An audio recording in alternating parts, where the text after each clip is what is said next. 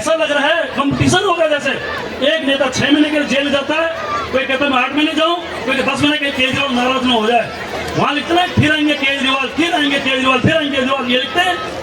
तिहाड़ के जेल के पीछे दीवारों में परसों में गया था उस रूट पे, वहां लिखा था फिर लाएंगे केजरीवाल। तिहाड़ जेल के बाहर के बोर्ड लगे थे फिर लाएंगे केजरीवाल। क्यों? इतना भ्रष्टाचार, हम लोगों को मूर्ख बनाया। पंजाब में जाके बोला हम लोगों को 1000 रुपए देंगे, 1100 रुपए देंगे, लेकिन उन्होंने क्या किया लास्ट में? 1 रुपए तो छोड़ो, 32 महीने में 32,000 नहीं, 6 महीने में अगर 6,000 की भी अगर पासबुक के अंदर दिखा दें कि हमारा 6 महीने के अंदर भी अगर दिखा दें कि इन्होंने हमें 6,000 पासबुक वहां की मिलाएं, हम सब कुछ छोड़ देंगे। लेकिन उन्होंने वहां भी झूठ बोला, आज बोलता हम 2100 रुपए देंगे।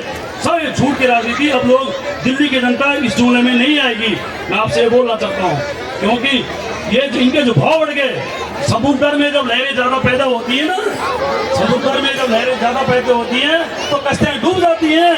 और जब इन लोगों को घमंड, जब मोदी जी और केजरीवाल जी को घमंड इतना ज्यादा हो गया तो बड़ी बड़ी हस्तियां डूब जाती हैं। मैं आपसे यह कहना चाहता हूँ, आते आते एक शेर याद आ गया मुझे बातें करते करते, क्योंकि भटाना जी के बारे में बहुत ये मेरे को बोलने के लिए, लेकिन क्या है सुबह का सीएम साहब भी आने वाले हैं, हमारे भटाना साहब भी हमारे, जिन्होंने उत्तराखंड के अंदर, चमोली के अंदर, केदारनाथ के अंदर इतना काम करा, बदरपुर के अंदर जो मेट्रो की देन है, सब बोला है।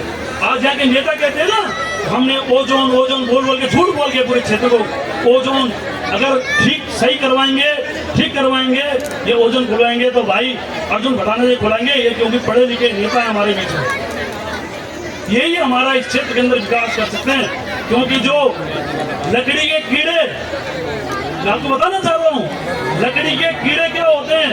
पूरी कुर्सी खा जाते हैं। लकड़ी के कीड़े पूरे कुर्सी खा जाते हैं, और राजनीति वाले जो ये लोग हैं ये पूरे विधानसभा और देश खा जाते हैं। इसलिए हमें क्या ऐसे लड़के को देना है, ये क्षेत्र ना जो विधानसभा खाएंगे ना कुछ आपकी प्रकृति के लिए रात दिन ये बीच में खड़े मिलेंगे आपको।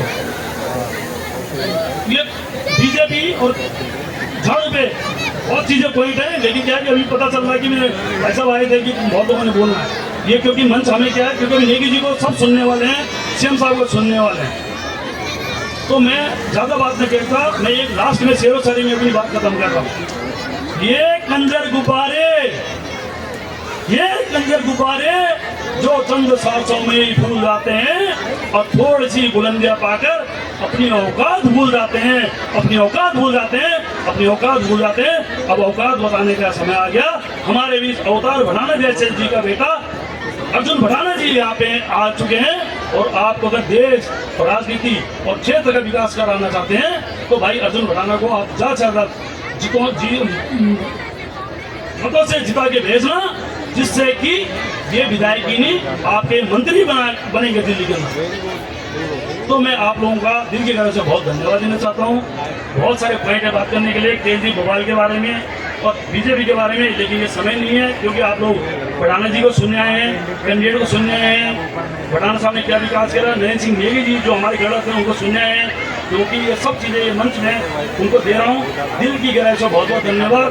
सारे पॉइंट इसलिए नहीं बोल पा रहा क्योंकि टाइम की बहुत कमी है, बहुत कुछ बोलना चाहता हूँ। बहुत बहुत दिल की गहराई से धन्यवाद भटाना जी का। बहुत